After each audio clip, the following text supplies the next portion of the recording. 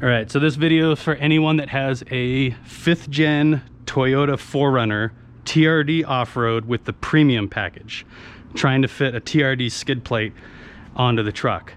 If you haven't done any research yet, you're going to be really frustrated to find out that that does not fit this 4Runner, because this has the KDSS suspension. It has a shock absorber on the sway bar, which means the sway bar sits a lot lower, which means you have to modify the skid plate. So first thing you have to do, this skid plate normally comes up like about this high. So I had a shop plasma cut this and sand it down so it's pretty clean. But you actually have to cut the skid plate down like this on both sides. All right, that's the first thing you got to do. Second thing you got to do is you got to crawl under the truck, and you got these support brackets here, and you're going to remove the stock bolt here and remove the stock bolt here, and the skid plate comes with replacement bolts to use there. And then you're also going to replace this bolt back here, and then the whole thing is going to come off. If you don't take this off and cut the skid plate, the bottom of the skid plate still hits this and it won't fit. So you got to cut the skid plate, and you got to remove these braces here, and it's not going to mess the truck up. These are just braces for the old skid plate, because the old skid plate is so thin it needed reinforcement behind it. So that's what you got to do to get this to fit. Oh yeah, this requires a 14 millimeter just to help you guys out too. So I'm going to kind of show you what it looks like, and hopefully the camera doesn't go too crooked. So you got one bolt here, one bolt there, and then the last bolt here.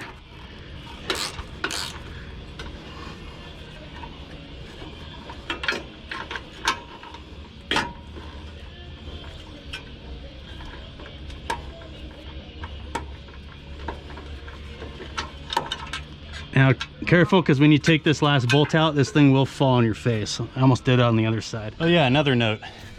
On top of all the other things you have to modify, the bolts on the back. Do not use the bolts that come with the TRD skid plate. They are too long. This one is completely too tight. And look at all that room. So I'm putting the old ones back in now. They're a little bit shorter. So again, if you have the TRD Off-Road Premium, don't use the rear bolts that come with the skid plate. Take your ones off that you took off and use those ones. All right, now we got the skid plate on, and now I can show you why you have to trim this thing.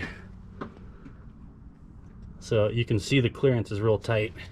Some people will notch out a little hole right here, but the thing is that if you do it too far forward or too far back, then you're gonna have to keep hacking it and it's gonna look like shit. And I think this looks better anyways. And also, my skid plate is more similar to this. It doesn't come up that high. In snow and mud and dirt, you can rinse it out easier. When it comes up that high, it traps shit in the skid plate and you get rocks bouncing around in there. So you can see it's just enough room for this thing to fit.